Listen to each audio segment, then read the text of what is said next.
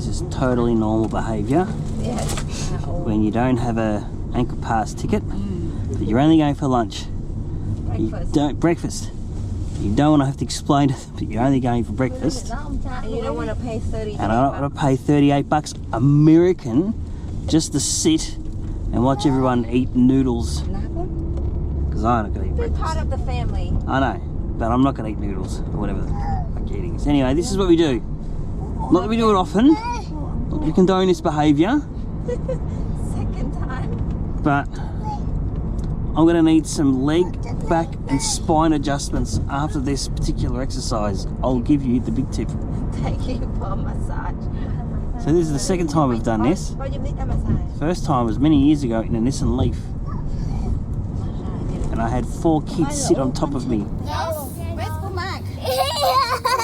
You don't see nothing. Nobody see nothing. Don't put my head back. Quick, behind me. It's not a comfortable spot. Are you okay now? It's a bit smelly.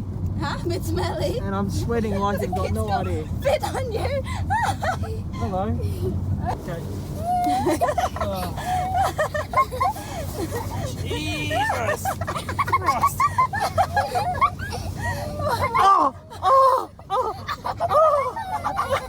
He's pissing himself. What just happened? You just smuggled me in to Angkor Wat. Oh well, the temples anyway. Because Panya's car attracts attention. Okay, you can come up now. Alright, coast is clear. Oh dear, how sad. How sad. Not sad. Because you're not visiting the temple. I know, but still, I feel so dirty. Whew, righto folks, this is the area inside the Angkor Wat Temple Apsara National Park thingo, and we're having breakfast here at this joint. This is Nay. Let's have a look at the kitchen area. This. They've got the beef, they've got the eggs, they've got the chicken, they've got the cucumber, the pickles. Here's the assembly station. Gas cookers conveniently placed on top of the old gas bottles. And there's someone having some soup with their sweet chili sauce. Bong bol, Georgette? Georgette. Alright, everyone happy with the soup? I haven't had a bite. You haven't had a bite? You've been mixing it for 20 minutes. Just eat the bloody thing. Look at this one. I'm sure I'll be happy. You sure you'll be happy?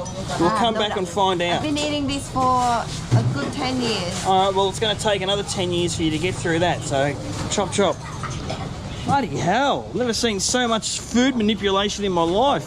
Look, at least this one, at least you're getting into it. Chinang up? Yeah, good.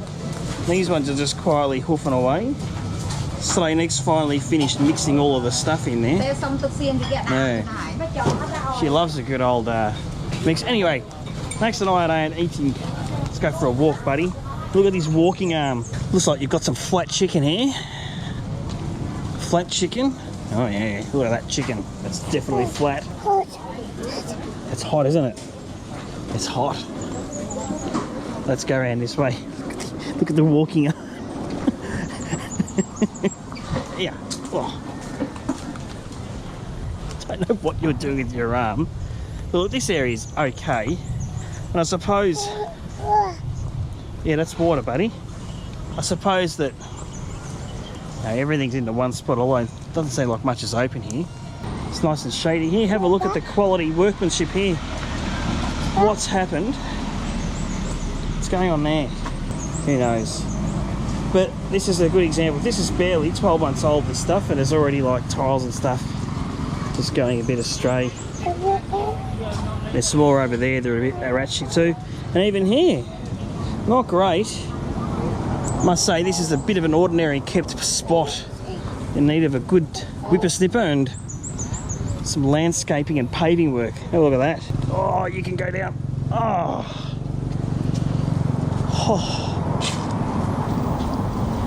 It's getting heavy. Check out that little military arm swing. If you don't want noodles, there is this Western style joint here.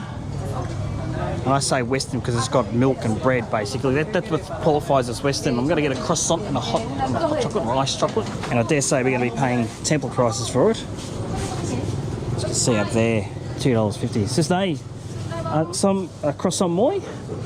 Hay some ice chocolate? Ice chocolate đuối. Ba, moi. Hộp nướng chop không? Some đâu? Chop cả hộp nướng. Oh, no, I check my tick. Take away, bat. See? Check tick. Check tick. Take away, bat.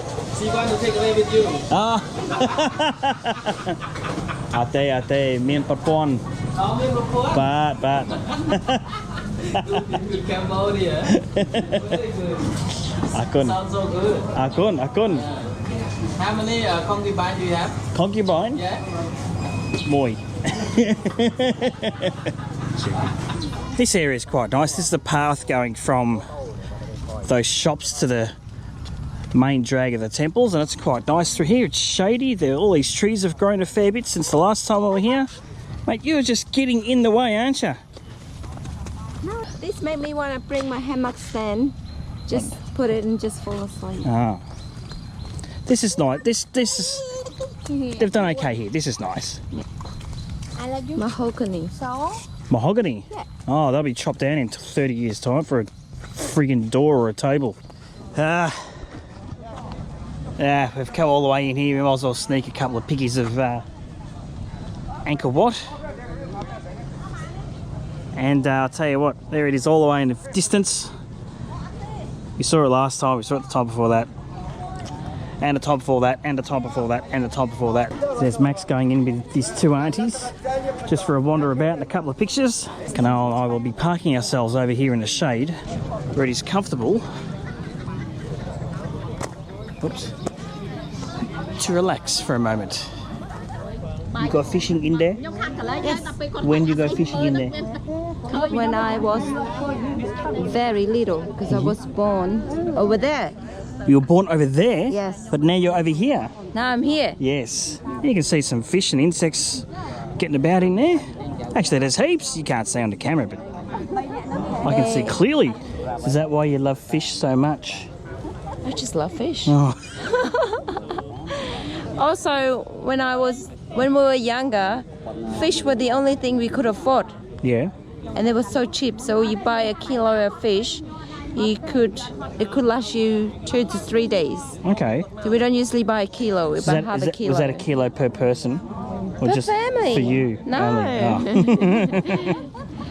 Oh. But I remember at one point the water all dry up. Yep.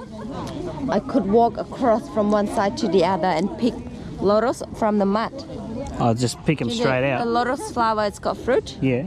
And then when the fruit ripe, the shell of the fruit, it's like you can put picture of the lotus.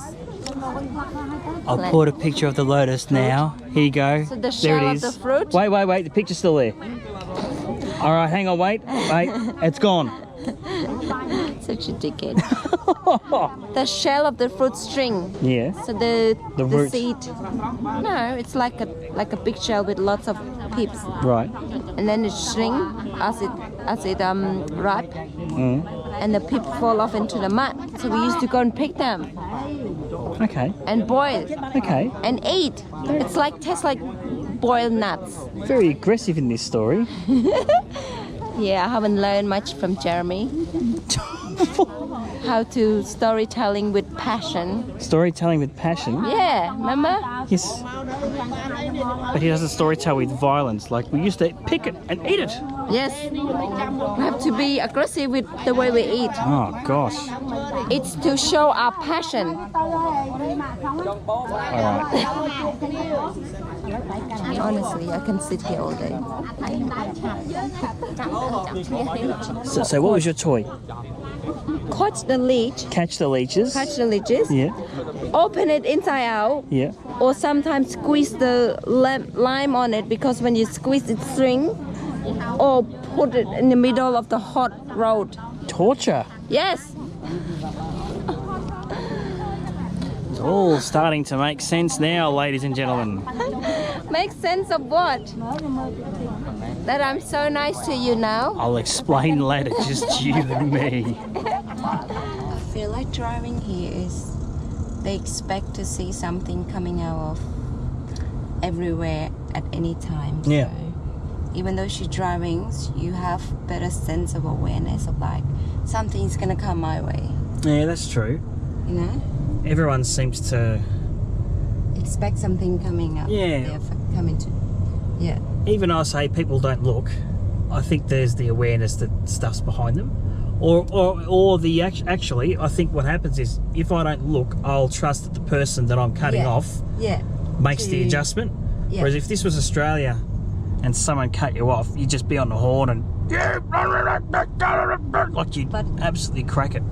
But also 80% of the time I'm driving 30, 40 kilometers an hour. Yeah, we're not doing 80 to 100 k's an hour. Barely doing 80. Like this guy indicating. Look at this guy, he's indicating for 20 years.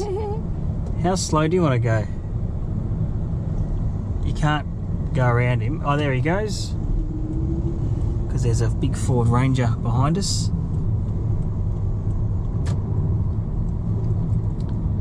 That person's sort of just weaving around. People coming the wrong way here. It's a big bloody motorbike. What's going on there? And off the highway into the village. This guy here we go, just turn across. No looking, doesn't matter. You'll be right, mate. I'm afraid I will forget how to look at mirrors when driving in Australia. Because all you have to do is just look in front of you. Yeah, you have the blinkers on, don't you? Yeah. Oh, this road is awful. This road has never been good in the Ever? years that we've been coming, or I've been coming here. Oh, I've been living here. Well, you've been living here, that's right. And you see these patches of gravel, and that's because the homeowners have put them there. Yeah. Just to make life easier for themselves where they park their cars. So that's the shops here.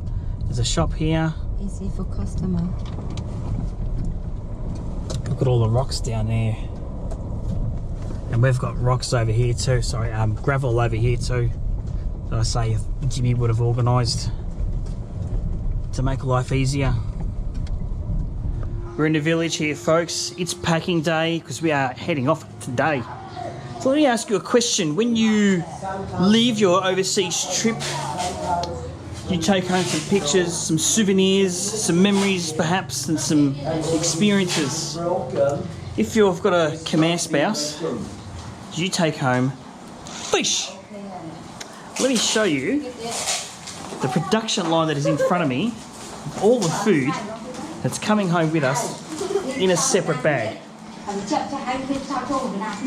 Righto, so let's have a look at what's going on here. So we've got this separate bag here, which will be checked in. I hope the person throwing the bag has, what do you call the things, to pinch the nose? Nose muffs, not ear muffs, nose muffs. And we're vacuum sealing all this stuff. And look, just before you have a go, we've brought fish in before, we've brought these things in before without a drum. We always declare stuff because we don't want to get into trouble because we travel often. For some reason in Australia you can take fish in. I don't know why, but meat you can't. Sausage, beef, jerky, that sort of stuff. We've tried that before. Even though we thought we couldn't, we just declare stuff. We don't want to end up on board security, but regardless of that, let me take you through some of the things that are coming with us on this journey back to Australia. So first we've got this fish. Now, fish stinks at the best times. This isn't terrain neat, which I'm quite happy about. Terrain neat really stinks. But this is just normal fish without the head removed for identity purposes. We've also got these, oh my gosh, tiny shrimp things. Which go into lots of soups and other bits and pieces. We've got a few kilos of those things. We've got this paste here, which I think is some sort of a fish. I don't think that's prahok. Is that prahok? Oh, yes. Prahok. Smoked fish. Smoked fish with salt and chilli. Well, that used to be a fish. And now it is a derivative of a fish with some salt and chilli in it. Some of the other things that are coming along. Oh, there's the train there. There we go. Didn't have to wait long. Oh, there it is. We've also got some other bits and pieces in here, some hot type stuff, some other fish type things in there. The guys have wisely invested in this vacuum sealing device here, which just makes it all easy to pack and actually keeps it fresh too. So bought fresh, sealed fresh, in our freezer fresh, which will keep the odour low. One of the other things that we're packing is the lock paste. I'll get out here because there's a bit of noise. So do you know the salt and chili? What's it called? Salt, pepper and lime and sugar mixture that you dip your lock beef in. Kinal's sister makes a mean lock mix. We use that to marinate things. We use it for lock. We use it for a few different things. Oh my gosh, it's a bloody circus in there. And we take that with us as well. We'll have a big box of that, and that usually lasts us quite a while. So the last lot will down to about this much in the pantry, and yeah, we'll have a nice full pantry of that again. So if you're if you've got a Khmer spouse, be it your wife or your husband, and you come here for a visit and you return home after your visit, let me know some of the stuff that you take home. Along with your memories, your photos, your souvenirs and your experiences. Is it just fish? Are there other things that you're allowed to bring into your country? I know one thing we've forgotten, which I'm spewing about, is palm sugar.